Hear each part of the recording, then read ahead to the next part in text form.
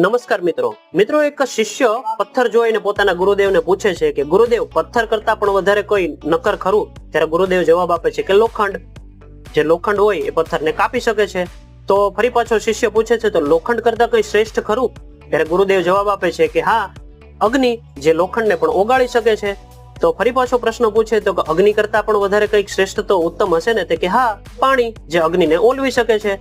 તો ગુરુદેવને ફરી પાછો શિષ્ય પૂછે તો કે પાણી કરતા પણ વધારે શ્રેષ્ઠ? કે ગુરુદેવ કે હવા, જે પાણીને પણ સૂકવી શકે છે.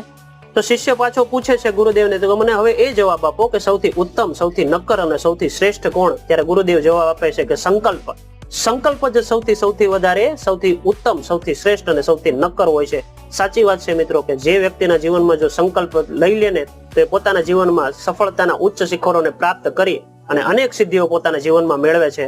તો ફરી પાછા મળશું આવી ઇન્ટરેસ્ટિંગ વાતો સાથે. જય માતાજી, જય શ્રી કૃષ્ણ.